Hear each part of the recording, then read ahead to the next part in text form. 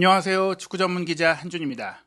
독일에서 열리고 있는 유로 2024 대회에서 조별리그 크로아티아의 탈락에 이은 토너먼트 무대 진입 후 이탈리아의 16강 탈락이라는 이변이 발생했습니다. 디펜딩 챔피언 이탈리아는 스위스와의 16강전에서 0대2로 완패를 당했는데요. 김민재 선수와 함께 33년 만에 나폴리를 세리에 A 챔피언으로 이끌었던 루치아노 스팔레티 감독, 전술 천재다, 전술 명장이다 이런 평가를 받았던 스팔레티 감독이 스위스의 무라트 야킨 감독과의 전술 대결에서 완패를 당했다라는 평가가 나오고 있습니다. 스팔레티 감독은 이탈리아 대표팀 감독을 맡고 나서도 나폴리 시절처럼 킥오프 시 전원 돌진대형, 전원이 하이라인으로 끌어올리고 한두 명의 수비수만 뒤를 커버하게 하는 파격적이고 공격적인 축구를 시도했는데요. 김민재 선수가 없는 이탈리아 대표팀은 나폴리처럼 이 전술에 효과를 내지 못했고 수비적인 허점만 드러내면서 무너졌습니다. 세계적인 스포츠 웹진 디 애슬레틱은 이러한 스팔레티 감독의 킥오프 루틴에 대해서 사상 최악의 방식이라고까지 비판했는데요.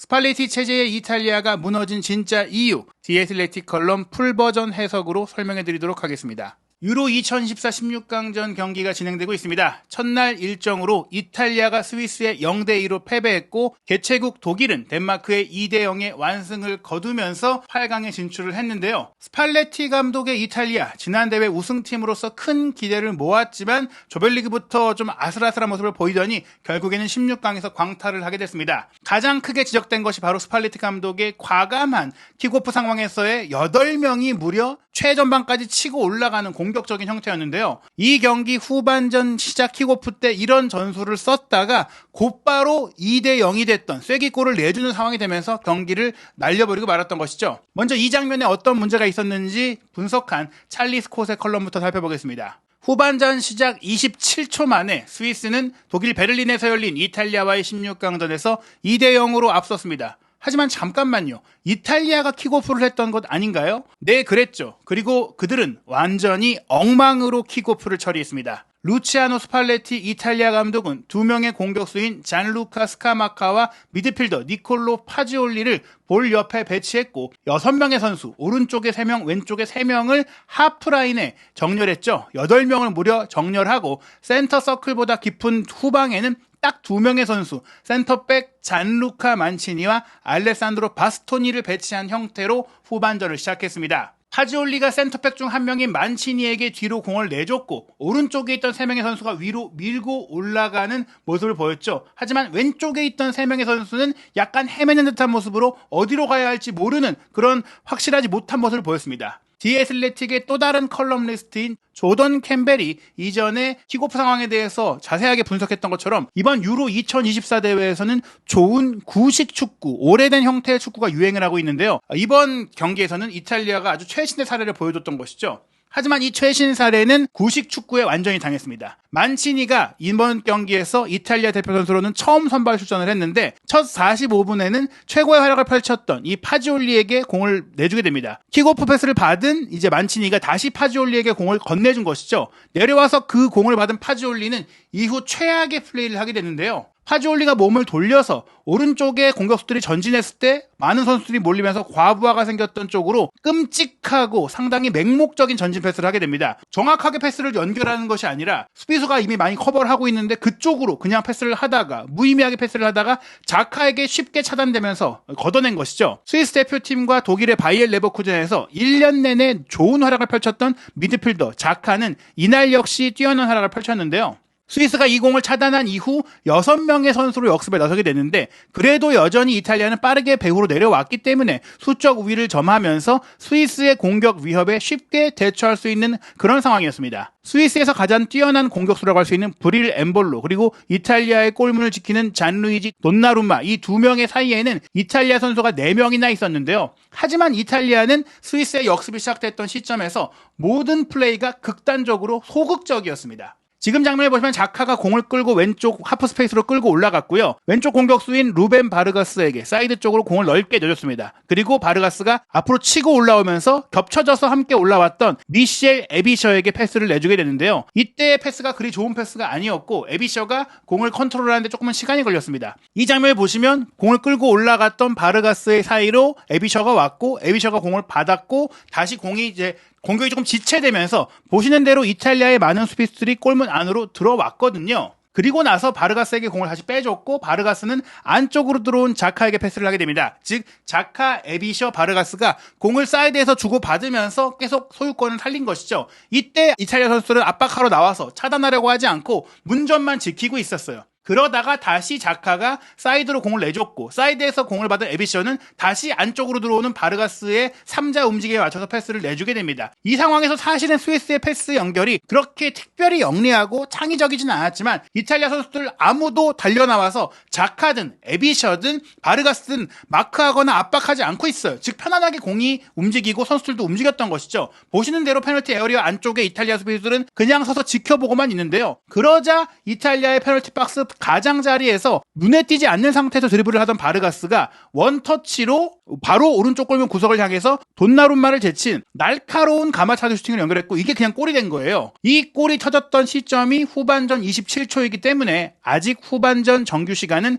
44분 33초가 남아있긴 했지만 2대0이 되면서 흐름상으로 정신력상으로 사실상 스위스의 승리로 승부가 결정된 것 같은 양상이 됩니다. 전반전을 끔찍하게 맞췄던 선제골을 내주면서 맞췄던 이탈리아는 하프타임 이후에 빠르게 경기를 시작해서 동점골을 노려야 했는데 그와는 정반대로 마치 자해 행위와도 같았던 킥오프 이후 공을 빼앗기자마자 두 번째 골을 실점하면서 스위스가 후반전도 완전히 주도하도록 허용하고 말았습니다. 무라트 야킨 감독의 스위스는 디펜딩 챔피언 이탈리아를 압도했고 실제로는 아주 편안한 승리를 거둘 자격이 충분한 내용의 경기를 했습니다. 즉 이탈리아가 이길 가망이 없는 90분이었던 것이죠. 그리고 스위스의 다음 경기 상대는 독일 현지 시간으로 일요일에 열리는 잉글랜드와 슬로바키아의 경기 승자와의 8강전이 됩니다. 제임스 혼캐슬 기자가 디 애슬레틱에서 분석한 이탈리아 대표팀은 퇴보했다라는 평가가 나왔는데요. 마치 매경기 처음 손발을 맞추는 팀 같았다라면서 스팔레티 감독의 운영에 대해서 팀 조직력과 구성에 대해서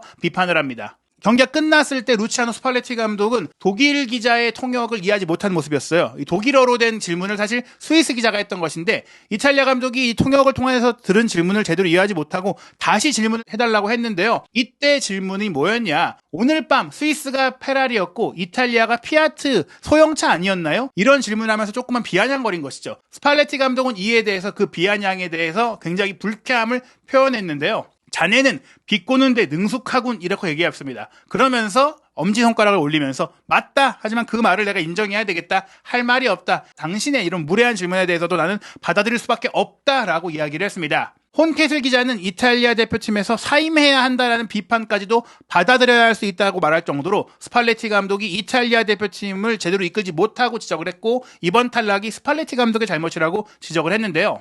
결과는 우리가 무언가를 바꿔야 한다고 말하고 있습니다. 그것이 축구계의 편결이고 저는 그렇게 해야만 할 것이다라는 말로 스팔레티 감독이 이 대회의 실패를 교훈 삼아서 많은 것을 바꾸겠다라고 이야기를 했지만 그 바뀜의 대상이 자신일 수도 있다라고도 볼 수 있는 상황입니다. 물론 유로 대회 타이틀 방어에 실패했다고 해서 그 이유만으로 월드컵까지 계약을 맺은 스팔레티 감독을 경질할 것이다라는 분위기까지 아직 감지되고 있는 것은 아닌데요. 실제로 대회 전에도 이탈리아가 우승을 하면서 유로 대회 타이틀을 지킬 수 있다라는 전망이 나왔던 것이 아니기 때문이에요. 이탈리아의 객관적 전력이 좋지 않다는 얘기인데 이번 유로 대회는 이탈리아가 지난 10년 동안 월드컵 본선에 오르지 못한 가운데 이 유로 대회 타이틀 방어보다는 다음 월드컵은 본선에 진출해야 한다. 그 희망을 보여줘야 한다라는 의미가 있는 대회였습니다. 하지만 이탈리아는 이번 대회에서 오히려 지난 두 번의 월드컵 예선 실패 과정과 마찬가지의 부진한 모습 또 유로에서 우승했던 때의 희망을 보여준 모습보다 크게 후퇴했다라고 얘기했는데요. 조별리그를 통과하긴 했지만 승리는 한 번밖에 없었고 그 승리조차도 알바니아를 상대로 거둔 승리였고 그 승리를 포함한 모든 경기에서 이탈리아는 선제골을 내주고 끌려가는 경기를 했습니다. 공격수 잔루카 스카마카, 마테오 레테기, 자코모 라스파도리는 모두 득점을 올리지 못했습니다. 공격계의 부진이 있었지만 수비도 제대로 되지 않았죠. 공수 양면에 걸쳐서 부진했다는 얘기입니다. 이 이탈리아는 의심할 여지 없이 현지 시간 토요일에 있었던 스위스전 0대2 패배보다 역사적으로는 훨씬 더 나쁜 결과를 경험한 적은 있습니다. 1966년 월드컵 때 북한에게 패했던 것이라든지 또 2022년에 북마케도니아와의 경기에서 패배했던 것처럼 불명예스러운 역사까지 되진 않겠지만 스위스가 그 정도로 약한 팀은 아니지만 독일에서 치른 대회 기간 내내의 경기력을 보자면 분명히 소심했고 어설펐다라는 것이죠. 특히 스페인과의 경기도 굉장히 부진했는데 스위스전은 그때만큼이나 안 좋았다. 스팔레티 감독은 우리가 실패했다라면 실패한 것이다. 팀을 선택한 것과 나의 행동 방식의 문제였다. 선수들의 탓이 아니었다라면서 자신의 실패라고 이야기를 했습니다. 65세인 스팔레티 감독은 알바니아와 스페인의 경기 사이에서 선수들에게 너무 혹독한 훈련을 시킨 것에 대해서 스스로를 질책했는데요. 그 이후에는 선수들의 몸 상태를 신선하게 만드는 것에 집중했습니다. 그렇기 때문에 스위스와의 16강전에는 선발 명단에 무려 6명의 선수를 바꿨는데요. 잔루카 만치니, 브리안 크리스탄테, 스테판 엘샤라위, 니콜로 파지올로 등이 이탈리아에서 가장 큰 이 유로 대회 16강 경기를 처음으로 이제 선발 출전 경기로 삼게 된 겁니다. 그들 중에 3명은 3년 연속 유럽 대항전에 진출했던 로마에서도 많이 뛰는 선수들이기 때문에 처음 선발로 이탈리아 대표팀 경기에 나오긴 했지만 체력적으로는 좋지 않았던 선수들인 것이죠. 또 나머지 한 명인 파지올리 같은 경우에는 축구 배팅 문제로 인한 출전 정지 징계로 인해서 7개월 동안 결장했다가 돌아왔기 때문에 젊은 선수이긴 하지만 경기 감각, 경기 리듬이 부족했던 선수입니다. 그 결과 스팔레티 감독의 이탈리아는 스위스와의 경기 역시 많은 선수를 바꿨음에도 스페인과의 조별리그 경기처럼 부진한 모습을 보였습니다. 상대의 템포가 훨씬 빨랐는데요. 이탈리아는 스스로 템포를 조절하거나 유지할 수 없었습니다. 후방에서의 속도까지 부족했기 때문에 원하는 만큼의 높은 압박도 하지 못했습니다. 이 모든 것은 스팔레티 감독이 매 경기, 매 훈련 세션이 끝난 후 검토해왔던 GPS 데이터를 통해서도 입증됐다고 하는데요. 스팔레티 감독은 이탈리아 리그 시즌이 어떻게 끝난지도 중요하다고 하면서 인터밀란이 세리에 A 5경기를 앞두고 리그 우승을 확정을 했기 때문에 이탈리아 대표팀이 인터밀란 선수들을 중심으로 많이 운영을 했는데 다만 이 선수들이 꽤 많이 지쳐 있었고 부상 선수도 많이 발생했다는 점에 있어서 전체적으로 선수들의 피지컬 상태가 좋지 않았고 그런 관리를 제대로 하지 못한 스팔레티 감독이 이번 대회에 책임이 있다라고 지적을 하는 것이죠. 특히 레프트백 포지션에서는 페데리코 디마르코를 대체할 수 있는 활력소가 될 수 있었던 토트넘 소속 데스티니 우도기를 부상으로 데려오지 못한 것을 크게 아쉬워한 스팔레티 감독이었습니다. 그 외에도 가장 경험이 많은 수비수라고 할 수 있는 프란체스코 아체르비, 기대에 부응하지 못한 차세대 대들보 중 하나인 니콜로 차니올로, 세리에 A에서 100골 이상을 넣은 도메니코 베라르디가 부상으로 인해 이번 유로에 참가하지 못하는 등 스쿼드 구성 과정에서도 문제가 있었습니다. 이탈리아 대표팀의 입장에서 체력이라는 요소는 의심할 여지 없이 중요한 문제였는데요. 하지만 스팔레티 감독의 강점이라고 할 수 있는 전술 전략은 잘 먹혔을까요? 스팔레티 감독은 자신의 라인업이 임시 방편적이었다는 의혹에 대해서는 강하게 부인했습니다. 이탈리아가 유로 본선에서 사용한 시스템은 유로 예선전뿐 아니라 미국에서의 친선 경기 일정, 튀르키예, 보스니아와의 평가전에도 똑같이 사용이 됐는데요. 하지만 문제는 시스템은 같지만 매 경기마다 선수 구성이 바뀌었다라는 겁니다. 그렇기 때문에 이탈리아는 매 경기 처음 경기를 치르는 팀처럼 보였고 케미스트리가 거의 없었습니다. 플레이 패턴도 충분하지 않았습니다. 서로 간의 호흡이 일치되지 않았다. 조직력이 좋지 않았다는 얘기죠.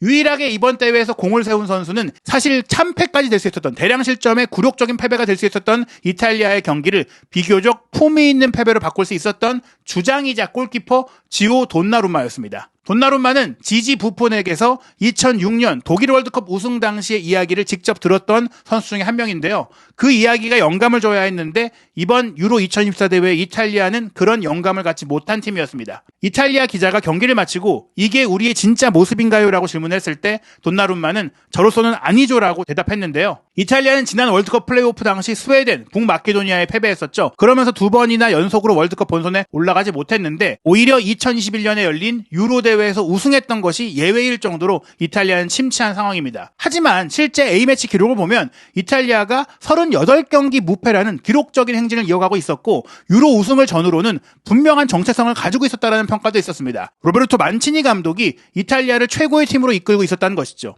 하지만 스팔레티 감독은 그렇지 못한 것 같습니다. 돈나룸마는 우리는 현재 정의된 팀을 보지 못했다. 선수들을 더 잘 파악해야 된다라고 이야기를 하면서 스팔레티 체제가 아직 제대로 이루어지지 못하고 있다라고 지적을 했는데요.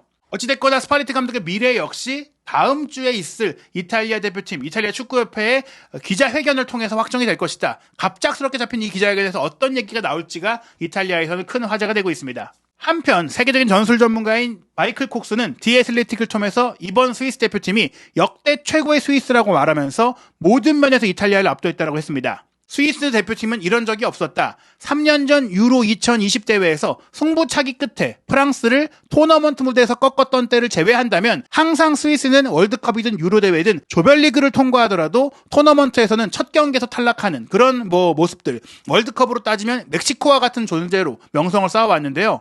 이번 유로 대회는 정말 달랐다고 합니다. 스위스는 디펜딩 챔피언 이탈리아를 완전히 압도했고 2대0으로 승리할 자격이 충분했다라고 평가했는데요. 무라트 야킨 감독은 우리가 이겼다는 것만이 중요한 게 아니다. 이긴 방식이 중요했고 정말 큰 보람을 느낀다고 말했습니다. 대회 전부터 스위스는 월드컵과 유로에서 프랑스만이 달성했던 5회 연속 본선 진출이라는 기록이 이번 대회를 끝으로 끝날지도 모른다는 예선 탈락의 의혹까지 받을 정도로 부진했는데요. 결국에는 본선에 올랐고 또 본선에 올랐을 때도 토너먼트에 올라가면 깊은 인상을 남기지 못했다는 분들을 반박하기 시작했습니다. 많은 스위스 팬들 앞에서 치렀던 이번 베를린에서의 이탈리아전 승리는 21세기 스위스 축구 최고의 결과라고 할 수 있다고 했는데요. 이탈리아는 반대로 스위스를 상대할 준비가 되지 않은 것처럼 보였다고 했습니다. 얏킨 감독의 스위스가 조별리그 내내 그랬던 것처럼 거칠게 플레이를 했는데 그에 대비하지 못했고요. 특히 조별리그 첫 경기에서 스위스가 헝가리를 물리쳤을 때 왼쪽 선수들을 통해서 많이 로테이션하면서 경기를 풀어갔던 모습을 이번 경기에도 그대로 적용했는데 이탈리아는 대비하지 못했죠. 공격 방향을 보시면 이탈리아전 스위스의 공격 지역에서 가장 많은 터치가 있었던 게 왼쪽으로 무려 46%였습니다.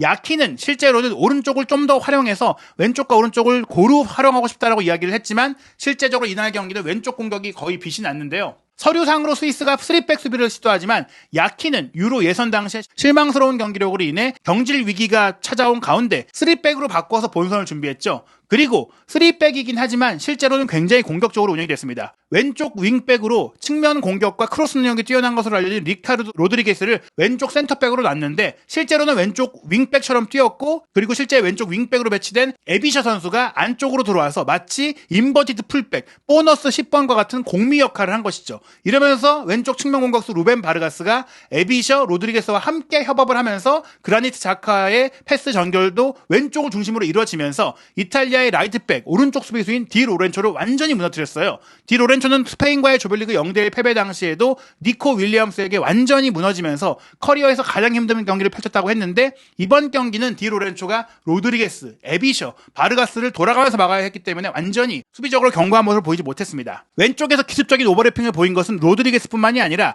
오른쪽 윙어인 댄 은도에까지도 갑자기 왼쪽으로 이동하면서 바르가스와 연계 플레이를 펼쳤고 그러면서 결국에는 디 로렌초가 바스토니와 함께 흔들리는 과정 속에서 프로일러의 3자의 움직임을 빠뜨리면서 문전 왼쪽으로 들어온 프로일러의 슈팅이 선제골이 됐습니다. 그리고 앞서 보여드린 장면 바르가스가 후반 27초 만에 두 번째 세기골을 넣을 때도 왼쪽 공격이 이루어졌고 에비셔, 자카의 연계 플레이 속에 아무런 수비적인 대응을 하지 못했었죠. 이런 과정들은 결국에는 이탈리아가 전술적으로 아무런 대비를 못했다는 걸 보여줍니다. 거의 아무것도 보여주지 못했다고 지적했는데요. 이번 대회에서 네 번째 경기를 치른 이탈리아는 모든 경기에서 선제골을 내줬고 국제대회에 참가한 역사상 가장 당황스러운 모습 보였습니다. 유로 2020에서 우승을 하고도 월드컵 본선 진출에 실패했던 일이 이상하게 느껴지지 않을 정도였는데요. 이탈리아는 이제 단순히 개인 기량이 부족한 팀이라는 평가까지 나올 정도로 선수단의 퀄리티까지 의심받고 있습니다. 3년 전에 사실은 유로 우승을 이뤘던 멤버 중에 이번 대회에서 중요한 역할을 하는 선수가 4명밖에 되지 않을 정도로 세대 교체에 실패했다. 새로운 선수들의 경기력이 떨어진다라는 평가인데요. 골키퍼 돈나룸마 정도만 다시 한번 빼어날 활약을 펼쳤고 디 로렌초, 나폴리의 주장인 김민재 선수와 함께할 때는 최고의 수비수로 활약했던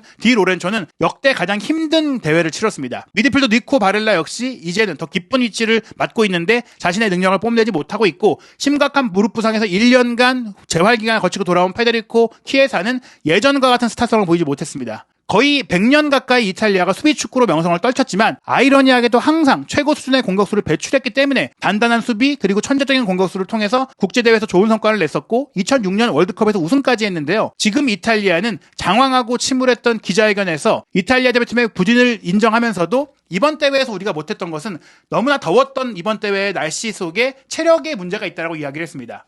우리는 더 많은 피지컬을 갖춘 선수가 필요합니다. 좋은 플레이를 할 수 있다고 생각하지만 템포 면에서 강도를 잃었고 90분 동안 지속할 수 없을 때 변화를 주고 피지컬을 보강할 수 있는 선수가 필요한 것은 당연합니다. 우리는 1대1 대결에서 고전했고 공을 되찾는 것이 어렵다는 것을 보았습니다. 즉 이탈리아 선수들의 문제는 기술이나 전술이나 이런 면들이 아니라 피지컬이 부족하고 체력과 몸싸움이 부족하다는 거예요. 사실 이탈리아 축구가 오랫동안 신체적인 문제, 피지컬 부족에 대한 컴플렉스를 갖고 있었고 이런 문제를 커버하기 위해서 수비적인 전술을 써왔다는 게 역사적인 흐름인데요. 반면에 스위스는 기술과 피지컬 그리고 파이널 서드 지역에서의 콤비 플레이어까지 모든 면에서 월등했습니다. 즉 스위스 축구가 모든 면에서 이탈리아를 제압했고 압도했다는 것이죠. 다만 스팔레티 감독은 유로에 참가한 다른 감독들이 20경기 가까이 이끌어왔던 오랜 기간을 지휘한 감독이라면 나는 10경기밖에 이끈 적이 없다. 부임한 지 얼마 안 됐다라고 변명을 했습니다. 스위스의 무라트 야킨 감독은 우리가 만들어낸 열정을 음미해야 한다. 우리는 피와 땀과 눈물을 통해 해낸 것이지 운이 좋아서 해낸 게 아니다라고 스위스의 성과를 자부했습니다. 지금 디 애슬레틱은 스위스가 잉글랜드가 올라오든 슬로바키아가 올라오든 8강에서 더 강력한 팀이자 승리가 유력한 팀이라고 평가할 정도로 스위스의 야킨 감독이 팀을 잘 이끌었다라는 평가가 나오고 있습니다. 유로 2024 16강전의 두 번째 일정, 많은 사람들이 주목하고 있는 잉글랜드, 정말 실망스러운 팀으로 꼽히는 잉글랜드가 16강을 통과할 수 있을지가 결정되는 슬로바키아와의 경기인데요. 7월 1일 월요일 새벽 1시 잉글랜드와 슬로바키아의 경기가 열리고 돌풍의 팀 조지아가 7월 1일 월요일 새벽 4시에 스페인과 경기합니다. 16강 최고의 빅매치로 꼽히는 프랑스와 벨기에의 경기는 7월 2일 화요일 새벽 1시에 열리고 화요일 새벽 4시에는 포르투갈과 슬로베니아의 경기가 열리고요. 16강의 마지막 날은 7월 3일 수요일 새벽 1시 루마니아 대 네덜란드, 새벽 4시 오스트리아 대 튀르키예의 경기로 펼쳐집니다. 개최국 독일은 스페인 조지아의 승자와 경기하고 스위스는 잉글랜드 슬로바키아의 승자와 경기하게 되는데요. 이제는 빅매치의 향연이 될 유로 2024, 과연 어떤 팀이 우승하게 될지, 또 잉글랜드의 운명은 어떻게 될지 한준TV에서 유로 2024의 현지 고급 컬럼을 통한 고급 분석 확인하시기 바랍니다.